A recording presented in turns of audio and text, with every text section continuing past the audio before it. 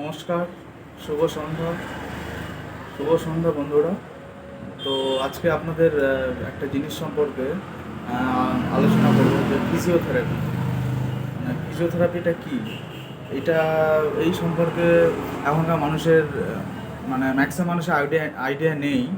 সেই জন্য এটা সম্পর্কে আমি একটু আলোকপাত করতে চাই।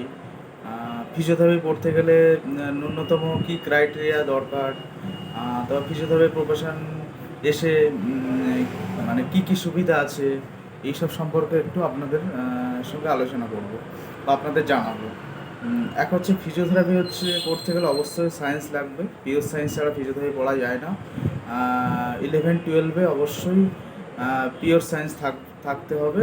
দেন তারপর জয়েন্ট এন্ট্রান্স দিতে হবে, নিট ক্র্যাক করতে হবে। নিট ক্র্যাক করলে তারপরে 5 বছরের কোর্স একটা করতে হয়, ব্যাচেলর অফ ফিজিওথেরাপি, যেটাকে বলে বিপিটি।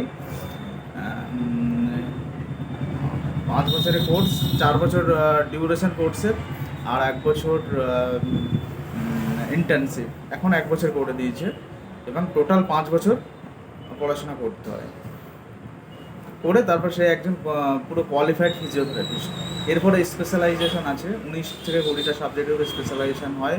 অর্থ, নিউরো, পেডিয়াট্রিক, গাইনি, আরও বিভিন্ন ভ্যারাইটিস সাবজেক্ট আছে, সেই সব করে স্পেশালাইজেশন হয়।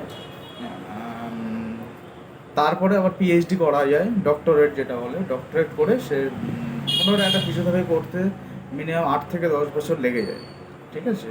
তো মানুষের মানে এখনকার মানুষের যেটা হয়, মানে ম্যাক্সিমাম ফিজিওথেরাপিতে কাছে চলে যায়, কিন্তু জানি না, ডক্টর বলেছে চলো ফিজিওথেরাপিতে চলে যায়, কিন্তু এটা রং।